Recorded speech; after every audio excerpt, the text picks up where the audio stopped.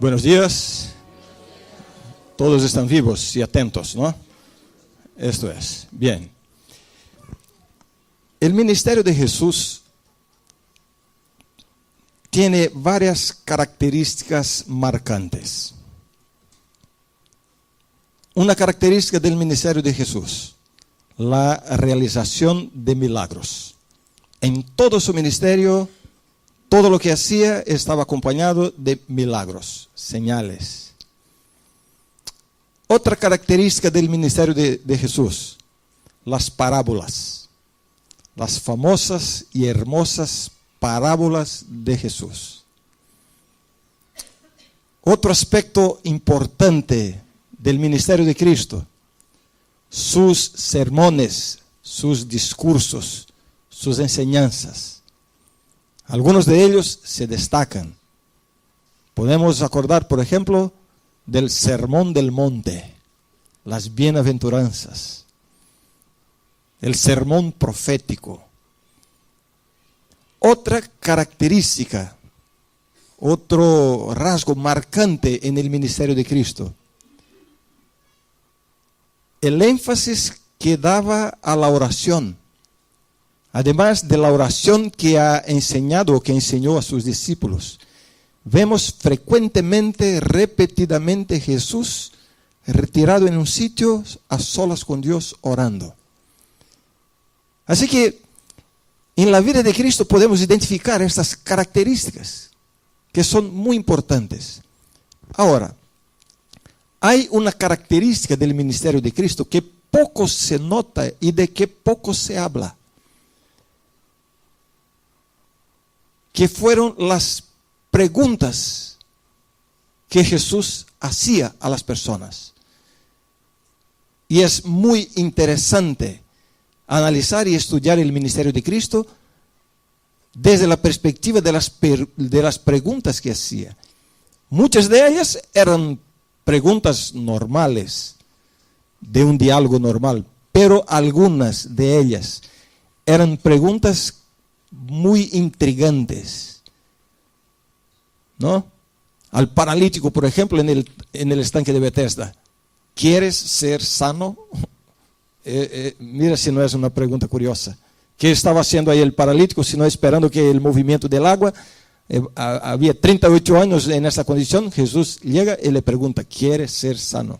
Yo he predicado sobre esto aquí. La pregunta de Jesús al ciego de Jericó: Señor, hijo de David, ten misericordia, tiene compasión de mí. ¿Qué quería este ciego? ¿Qué quería este ciego? Pero Jesús le pregunta, ¿qué quieres que te hagas? Que te haga. Como si no supiera que él estuviera ciego. Y así varias preguntas interesantes. Una pregunta que Dios hizo al Padre: Dios mío, ¿por qué me has desamparado? Y en esta mañana quiero hablar de una experiencia, de un pasaje del ministerio de Cristo que tiene una pregunta de Jesús bien curiosa, bien intrigante también. Así que os invito a leer conmigo en el Evangelio de San Marcos, capítulo 10. Por favor, abra su Biblia en el Evangelio de San Marcos, capítulo 10. Yo espero hasta que todos encuentren el pasaje, porque es muy importante acompañar la historia leyendo en la Biblia. San Marcos, capítulo 10. ¿Todos encontraron? ¿Sí o no? ¿Sí? Comienzo la lectura en el versículo 17. 17. ¿Qué historia es esta? ¿De qué trata esta historia? Ya pueden ver ahí, ¿no? La historia del joven rico. Una historia muy conocida. Comenzamos la lectura. Al salir él para seguir su camino, llegó uno corriendo y arrodillándose delante de él. Le preguntó: Maestro bueno, ¿qué haré para heredar la vida eterna? Jesús le dijo, y aquí está curiosamente, en lugar de contestar a la pregunta, Jesús le hace otra pregunta. ¿Cómo alguien puede contestar una pregunta con otra pregunta? Así lo ha hecho Cristo. Versículo 18. Jesús le dijo, ¿por qué me llamas bueno? Nadie es bueno, sino solo uno, Dios. Los mandamientos sabes, no adulteres, no mates, no hurtes, no digas falso testimonio, no defraudes, honra a tu padre y a tu madre. Él entonces respondiendo le dijo, Maestro, todo esto lo he guardado desde mi juventud. Entonces Jesús mirándolo, lo amó y le dijo, una cosa te falta. Anda, vende todo lo que tienes y dalo a los pobres, y tendrás un tesoro en el cielo. Y ven, sígueme tomando tu cruz. Pero él, afligido por esta palabra, se fue triste, porque tenía muchas posesiones. Aquí está esta interesante historia. Yo pienso que todos vosotros conocéis la historia, ¿sí o no? ¿Sí o no? Y cada vez que hablamos de esta historia nos quedamos un poco tristes, ¿no? Decepcionados. Una persona se acerca a Jesús, interesado en la salvación, y sale de la presencia de Cristo sin la salvación. Es una historia con un final triste.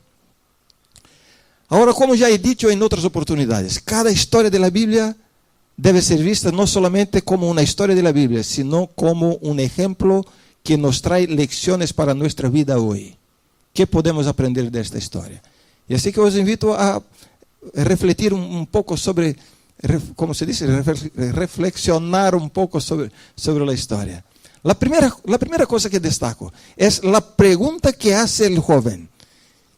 ¿Habéis notado que esta es la pregunta más importante que un ser humano puede hacer? ¿Alguien aquí podría me decir una pregunta que puede ser más importante que esta? ¿Cuál ha sido la pregunta? ¿Cuál ha sido? Maestro bueno, ¿qué haré para heredar la vida eterna?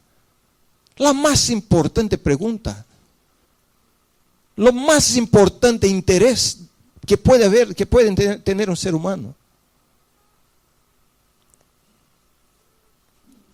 Yo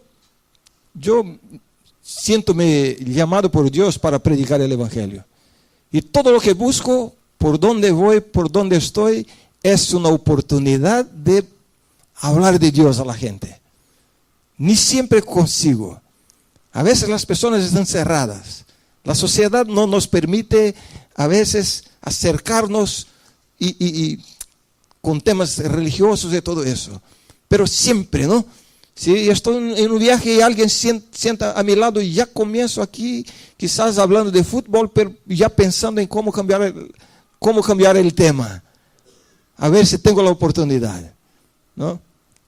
Ahora, yo nunca he vivido la experiencia de una persona que yo nunca había visto antes sentarse a mi lado y me decir, sí, mira, ¿tú puedes ayudarme a conocer la salvación o a Jesús? Todo lo que quiero es que pase eso. ¡Qué oportunidad! Que una persona se acerque de ti y te pida abiertamente, quiero conocer a Jesús, quiero conocer la vida eterna. Mi respuesta sería, mira, siéntate aquí, déjame tomar mi Biblia y te pregunto, ¿tienes ahora 4 o 5 horas? Porque te voy a dar el estudio bíblico más largo de mi vida. No voy a perder la oportunidad. Eso es lo que yo haría. Ahora, lo que pasa es que una persona se acerca no de mí, sino del mismo Jesús. Y le hace la pregunta más importante, Señor, ¿qué puedo hacer para heredar la vida eterna? Y curiosamente, Jesús no le contesta. No sé si habéis notado. En todo lo que leemos aquí, leemos así está. En todo lo que leemos aquí, no hay una respuesta a la pregunta que ha sido hecha. Jesús comenta algo de los mandamientos, una orden para que venda todo lo que tenga, pero definitivamente Jesús no le contesta la pregunta. Esto me deja intrigado. ¿Por qué no le contesta? En lugar de contestar la pregunta inmediatamente, Jesús le hace otra pregunta. ¿Por qué me llamas bueno? Y aquí quiero destacar aquí dos puntos importantes. ¿Por qué Jesús le preguntó por qué me llamas bueno? Algunas personas tienen dificultad con este texto, ¿no? Porque Jesús dice, ¿por qué me llamas bueno? Nadie es bueno, sino solo uno, Dios. Entonces Jesús no era bueno. Esa es la interpretación. Ese es un texto difícil. No es esa la idea. Lo que está diciendo Jesús es lo siguiente. Mira, para llamarme de bueno, necesitas saber que bueno solo hay uno, que es Dios. Entonces, para llamarme de bueno, necesitas reconocerme como Dios. Y luego se nota que el joven, cuando se dirige de nuevo a Jesús, ya no le llama de buen mestre, sino de mestre. O maestro, maestro. Perdón, el portugués me trae. Y quiero destacar dos puntos importantes en esta historia. No quiero alargarme demasiado. Dos elementos importantes en el texto. Uno de ellos ya prácticamente lo he comentado. Es el hecho de que Jesús no contestó a la pregunta. Lo que dice Jesús ahí no es una respuesta a la pregunta que ha sido hecha. En primer lugar, Jesús dice, guardar, ¿cómo dice? Los mandamientos sabes. No adulteres, no mates, tal. En otras palabras, hace eso. Eso no es la respuesta, porque a la pregunta, ¿qué debo hacer para alcanzar la vida eterna? La respuesta no es guardar los mandamientos. Esto sería salvación por obras. No es eso lo que enseña la Biblia. No es eso que enseña el mismo Jesús. La salvación no viene por guardar los mandamientos.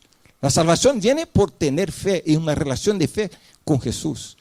Así que Jesús no está, de hecho, contestando a la pregunta, sino que está le mostrando un camino para que pueda reflexionar sobre su propia vida.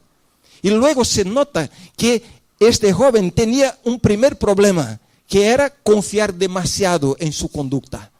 Señor, guardar los mandamientos, ya lo he hecho desde de niño. Pero no era la respuesta. Enseguida Jesús le dice para vender todo lo que tenía y darlo a los pobres. Tampoco esto es una respuesta. No hay en la Biblia una sola indicación de que para ser salvo necesitas entregar todo lo que tienes y darlo a los pobres. No es ese el camino de la salvación. Así que tampoco esta es la respuesta a la pregunta que ha sido hecha. Yo puedo acordarme de una otra persona que también se fue a Jesús con la misma pregunta. Y este era aún más rico que este joven rico. Y Jesús no le dijo a él que vendiera todo lo que tenía y para dar a los pobres. ¿De quién hablo? ¿De quién hablo? Nicodemo. ¿Conocéis la historia de Nicodemo? Las indicaciones históricas nos muestran que probablemente Nicodemo era aún más rico que este joven rico. Y él se acerca a Jesús con la misma indagación. Y Jesús en ninguna parte le dice para vender lo que tenía. Esto os digo solamente para mostrar que lo que dijo Jesús no fue una respuesta a la pregunta que había sido hecha por el joven rico. Estoy hablando ahora de Nicodemo también. Es interesante notar que hay un paralelo entre el joven rico y Nicodemo. Hay un paralelo marcado por semejanzas y diferencias. ¿Cuáles serían algunas de las semejanzas que hay entre los dos? En primer lugar, los dos eran ricos, ¿sí o no? Los dos eran religiosos y de buena reputación. Tenían una experiencia religiosa muy profunda.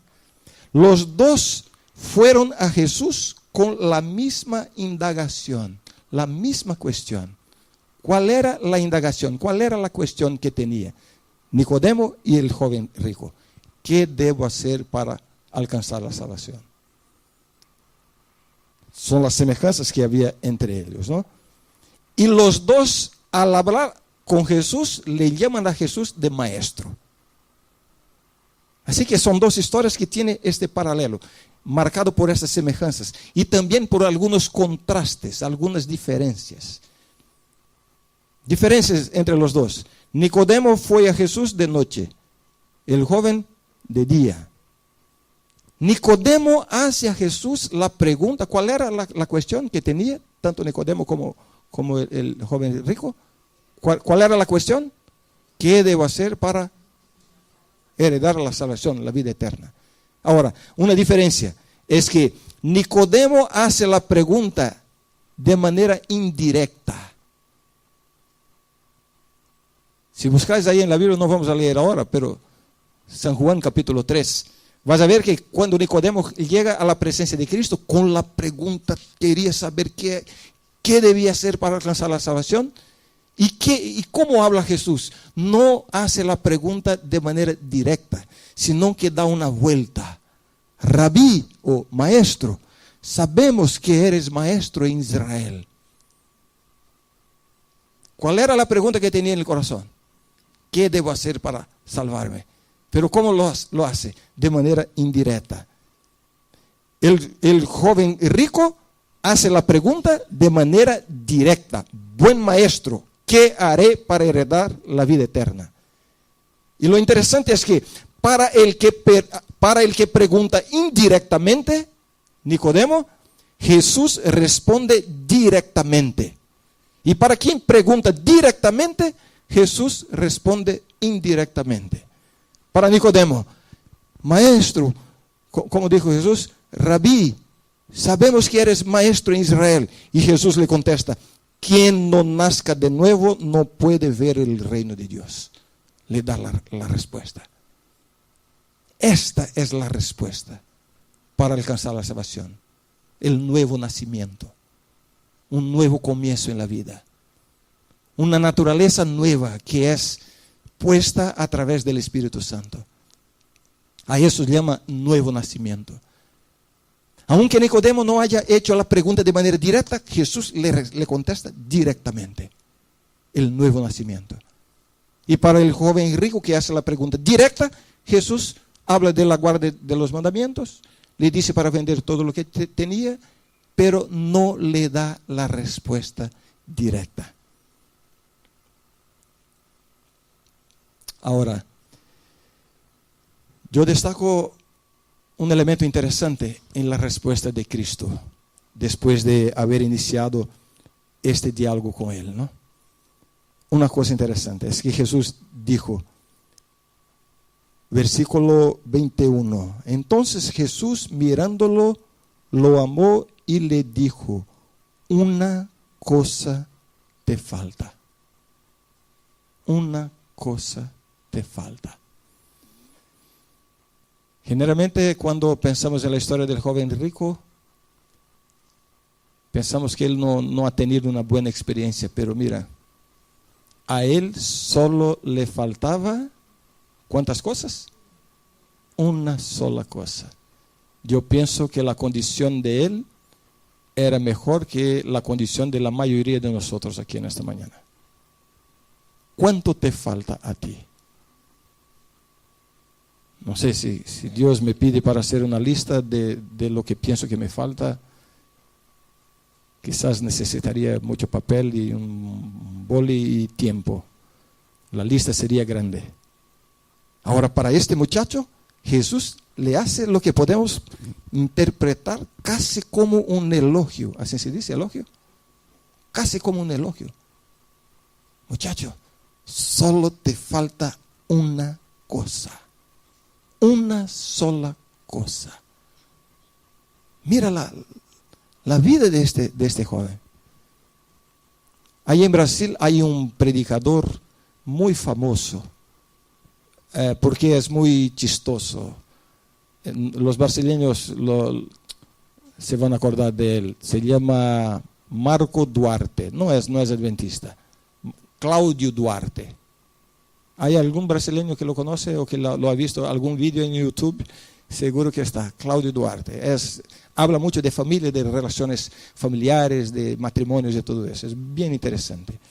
Y en una de sus historias, él cuenta que una joven, una muchacha de la iglesia se acerca a él y le pide un consejo. Y el consejo fue: pastor, mira, yo encontré el hombre perfecto. Me ama, es inteligente, tiene un buen trabajo, es cristiano, me quiere. Y estamos pensando en casarnos. Y quería, mira, como tú eres el pastor, quería saber cuál es tu consejo. ¿Debo casarme con él o no? Y cuando el pastor ya iba a contestar, él lo interrumpió. Mira, solo una cosa. Él solo tiene un defecto. Solo un. Todo lo demás es perfecto. Como he dicho, es guapo, trabajo, cristiano, me ama y todo eso. Solo tiene un defecto. Dime, pastor, ¿debo casarme con él o no? ¿Qué harías tú si estuvieras en el lugar del pastor? Le diría que, cásate si es solo un defecto. ¿Dirías eso? ¿Qué harías antes? ¿Cuál es el defecto? ¿Cuál es el defecto? Y él le pregunta, ¿y cuál es el defecto? Mire, pastor, es solo un defecto. Es que él suele pegar a su madre. No sé si me expreso bien. Él suele pegar a su madre, pero pastor, es el único defecto que tiene. Lo demás es el hombre perfecto. ¿Debo casarme con él o no? ¿Qué me dices? Le preguntó al pastor. ¿Y sabe lo que le contestó el pastor? ¿Qué le contestarías tú? No. Escucha lo que contestó el pastor. El pastor le dijo, mira, ya tengo la respuesta. Sí, ¿qué me dices? Cásate inmediatamente. Pero mira, date prisa, cásate, hoy, mañana. Sí, pastor, seguro. Sí. Pobre mujer esta madre. Así que cuando te cases con él dejará de pegar a su madre para pegarte a ti. Y así protegemos a la pobre viejita, decía el pastor. Cásate, date prisa. ¿No? Así que la condición de una persona no se mide por la cantidad de problemas o de defectos que tiene. Aunque sea una sola cosa, la cuestión no es si es solo una cosa, la cuestión es qué cosa es que te falta. ¿Qué cosa es que te falta? El joven rico recibe que parece un elogio, ¿no? Solo una cosa te falta. Ahora, ¿qué le faltaba a él, a este joven? ¿Qué le faltaba? Interesante. Es que Jesús no le dijo lo que faltaba. No vas a encontrar en el texto. Jesús no le dijo. La condición de él es una condición terrible. Porque llega delante de Cristo con el deseo de encontrar una respuesta para cómo alcanzar la salvación. Hace la pregunta. ¿Así se dice? Sale sin la respuesta. Sale sin la respuesta. Es informado que le falta una cosa, pero no le he dicho que le faltaba. Y sale sin la salvación, sin la respuesta y sin saber lo que le faltaba. Esa es la condición de él. La pregunta que hago es lo siguiente. ¿Qué le faltaba? ¿Qué le faltaba? La realidad es que Jesús no tenía que darle la respuesta. Él mismo había que percibir lo que le faltaba para que pudiera querer adquirir lo que le faltaba. Muchas veces en nuestra vida Dios no nos va a dar todas las respuestas. Dios muchas veces nos muestra caminos, direcciones, percepciones, para que nosotros podamos reflexionar e identificar lo que nos falta. Y así buscar adquirir lo que nos falta. Esta es la realidad. El primer paso para adquirir lo que falta es darse cuenta de lo que falta. ¿qué te falta a ti? El problema es que este joven estaba tan concentrado en lo que tenía que no podía discernir lo que aún no tenía. Su concentración estaba en su tesoro. Estaba concentrado en lo que tenía y no podía notar lo que no tenía. Su concentración estaba en su conducta, en su buena conducta, su buena obediencia. Y por ello no podía identificar lo que le faltaba. Ese es el punto, ¿no? Y la pregunta que hago es, ¿qué le faltaba a él? ¿Sabéis vosotros qué le faltaba a él? Una sola cosa. Una sola cosa. En el libro Deseado de todas las gentes, página 478, hay la identificación exacta de lo que le faltaba. Así dice el texto. Cristo leyó el corazón del príncipe. Una sola cosa le faltaba, pero esta era un principio vital. Y ahora él le dice lo que le faltaba. Necesitaba el amor de Dios en el alma. ¿Qué le faltaba a él? Tenía una buena conducta, obedecía los mandamientos, tenía reputación, era un hombre respetado. Pero le faltaba lo más importante. ¿Qué le faltaba? El amor de Dios. Necesitaba el amor de Dios en el alma. Esta sola falta, si no era suplida, le resultaría fatal, corrompería toda su naturaleza, dice el texto. Así que lo que quería Jesús era ayudarle a identificar lo que faltaba. ¿Por qué? Porque lo que él tenía, aquí está un punto importante, lo que él tenía, lo que él poseía, lo estaba impidiendo de adquirir lo que aún no tenía. Y así pasa muchas veces con nosotros. Muchas veces lo que no tenemos está directamente relacionado con lo que tenemos. No sé si me explico bien. Lo que él tenía le impedía de adquirir lo que tenía. Lo que él era le estaba impidiendo llegar a ser lo que aún no era. Lo que nos falta a nosotros casi siempre, mira, lo que nos falta a nosotros casi siempre es consecuencia de lo que nos sobra, de lo que tenemos. Lo que tenemos puede impedirnos adquirir lo que no tenemos. Lo que somos puede impedirnos de llegar a ser lo que aún no somos. A ver si me explico. En general, a quien tiene riquezas, existe el riesgo de faltar fidelidad a Dios y sensibilidad con los necesitados. Su falta es consecuencia de lo que le sobra. A quien tiene poder, puede faltar disposición para servir. A quien tiene salud, como se dice, a quien tiene salud, hay el riesgo de faltar temperancia. Las personas más temperantes que conozco son las más saludables al principio, hasta perderse la salud. Justo porque tiene salud, entonces descuida del cuidado con la salud. Así que su problema es consecuencia no de lo que no tiene, sino de lo que tiene. Casi siempre pasa eso con nosotros. A quien tiene posición y estatus, puede faltarle simplicidad. A quien tiene muchos talentos, puede faltarle humildad. Lo que le falta es consecuencia de lo que le sobra. ¿Comprende? A quien tiene belleza, hay el riesgo de le faltar modestia. A quien tiene una buena conducta, hay el riesgo de faltar misericordia con los flacos, con los débiles, con los errantes. A quien tiene una vida tranquila, sin pruebas, puede faltarle devoción profunda.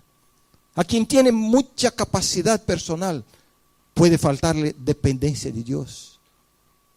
justo lo que le falta viene como consecuencia de lo que tiene de sobra.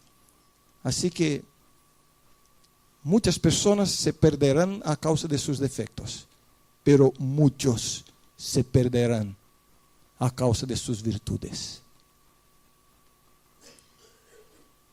A veces estamos demasiado preocupados con los defectos que tenemos. Os digo una cosa, debemos preocuparnos también con nuestras virtudes.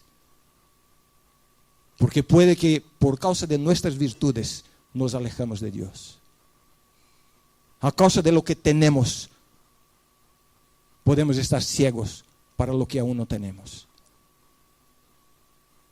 Os doy dos ejemplos en la Biblia. Dos grandes hombres de Dios, dos grandes personajes de la Biblia, Moisés y David. Y la Biblia presenta, abre la caída, ¿así se dice? ¿La caída? La caída de los dos. ¿Y dónde han caído Moisés y David? ¿Dónde? ¿Cuál fue la caída de Moisés? Prediqué aquí otro día. ¿Cuál fue? Moisés, no tenemos agua. Y Dios le dijo, Moisés, ahí está la piedra. Habla la piedra. ¿Y qué hizo Moisés? Pero ¿cómo lo hizo? ¿Cómo lo hizo? ¿Cuál era? Si tú puedes en una palabra describir a Moisés, ¿qué palabra utilizarías? ¿Cuál, pastor? No en este momento, digo en toda su vida. Moisés, ¿cuál es la palabra que define Moisés? Paciencia. Paciencia. Hay dos destaques de paciencia en la Biblia, que es Job y Moisés. ¿No? La paciencia. ¿Y dónde ha caído Moisés? Cuando llega delante de la piedra, de la roca, se vuelve al pueblo impaciente. Ahora vosotros van a ver si nosotros nos vamos a hacer salir agua de la roca. Perdona, mi lengua está trabada hoy. Y en lugar de hablar a roca, con impaciencia, él hiere la roca, hiere la piedra, traicionando la orden de Dios, la confianza de Dios. Mira, justo en su punto más fuerte, que era la paciencia, sucede su mayor caída. Por eso os digo, estás preocupado con tus defectos, muy bien, lucha contra ellos y busca el poder de Dios para corregirlos. Sin embargo, preocúpate también con tus virtudes. David, ¿cuál es la mejor descripción bíblica de David? El hombre según el corazón de Dios. Una expresión usada para David.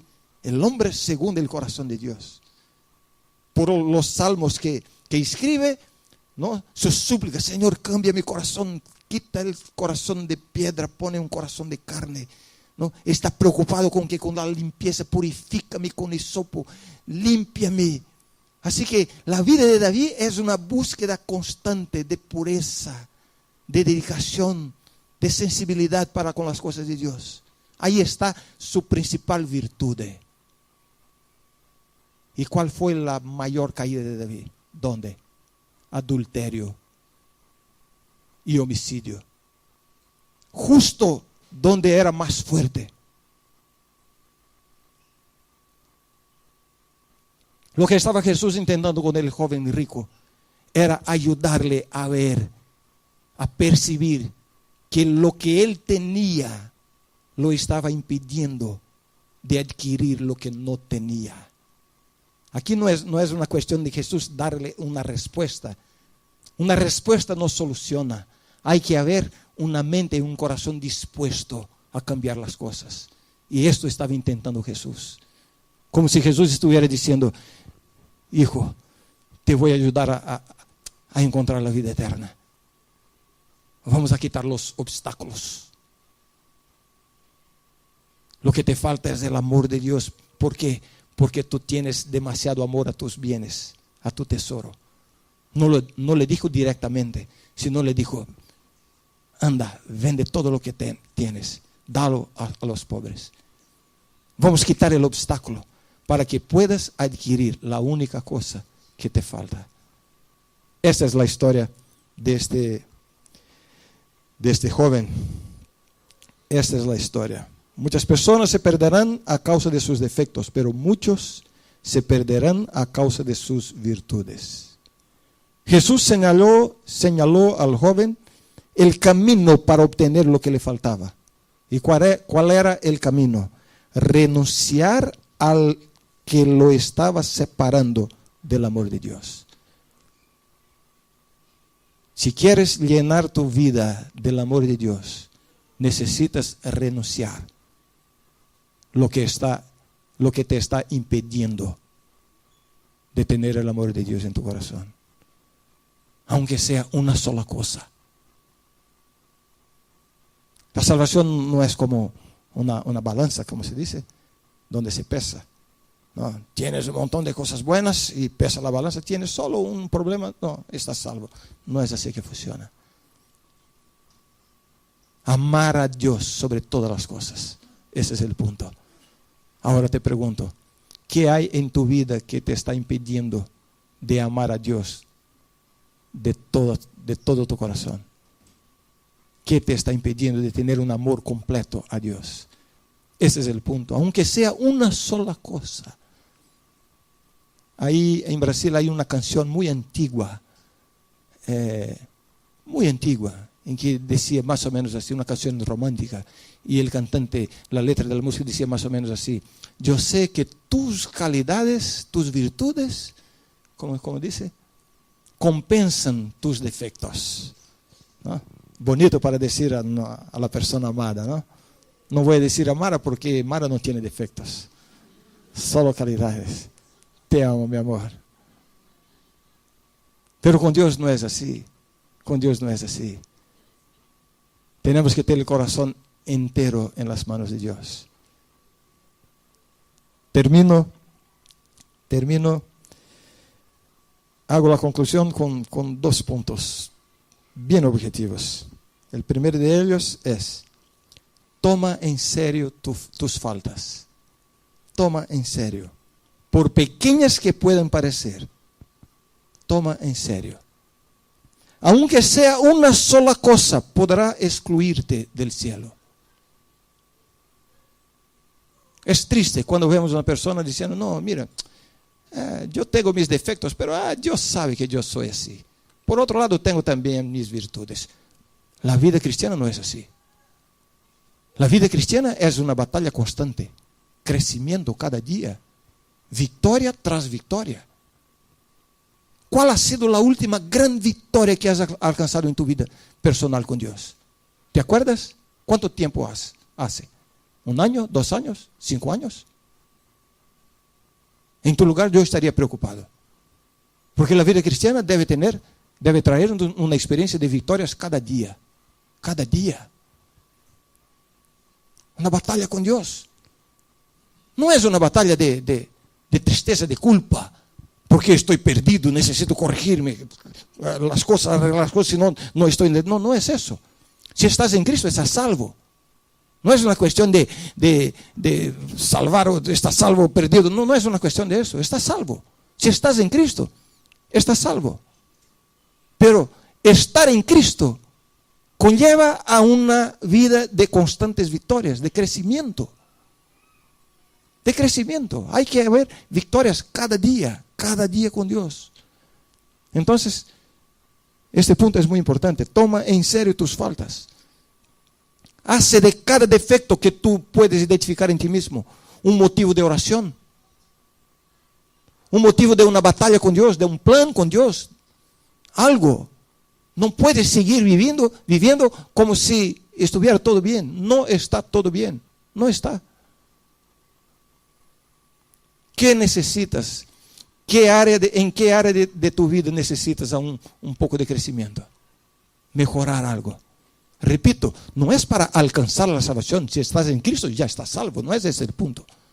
Sino que es el resultado de la vida con Dios, que debe llevarnos a una experiencia de constante crecimiento. Entonces, toma en serio tus faltas. Y finalmente, el segundo punto de la conclusión. El joven rico salió de la presencia de Cristo. ¿De qué manera? ¿De qué manera salió? Como dice la Biblia, triste. Yo he visto personas que viven tristes porque son demasiado pobres, porque no tienen un tesoro, porque no tienen dinero en el banco, porque no tienen un coche nuevo, bonito, una casa bonita. Pero interesante, este joven salió de la presencia de Cristo triste, ¿por qué? Porque tenía muchas cosas. Triste porque tenía muchas cosas. A pesar de tener muchas cosas, le faltaba una sola. ¿Qué le faltaba? El amor de Dios en el alma. ¿Qué nos está enseñando Jesús en este momento?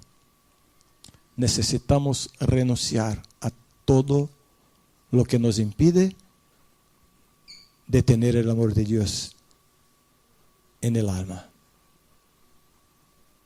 La pregunta que hago para terminar es: ¿qué necesitas renunciar para que tu vida esté completamente en las manos de Dios? ¿Qué necesitas renunciar?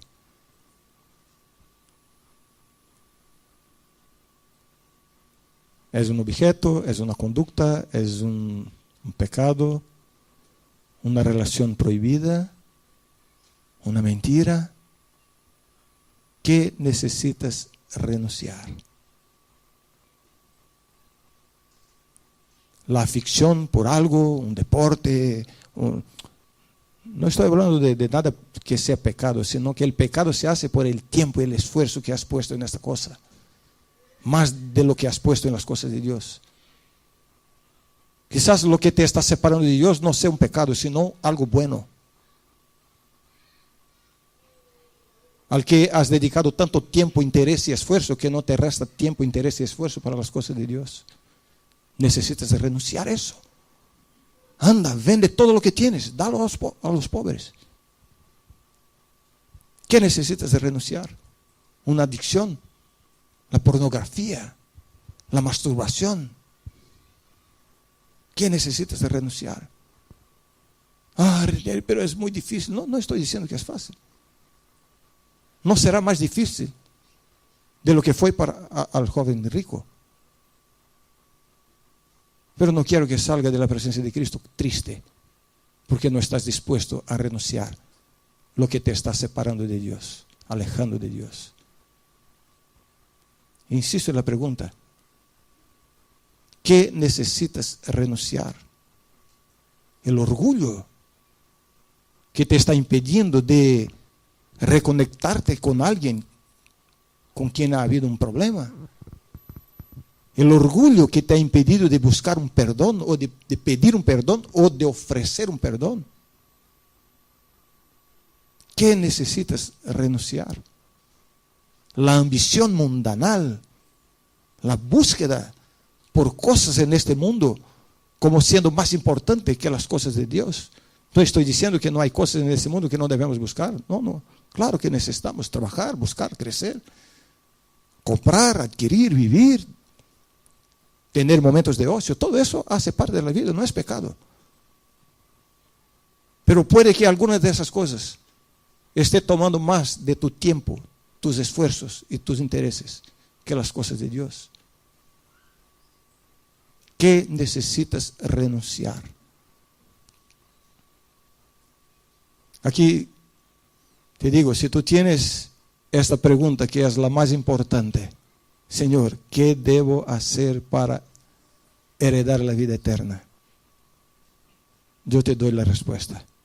Anda, vende todo lo que tienes, dalo a los pobres y sigue a Jesús. Amén.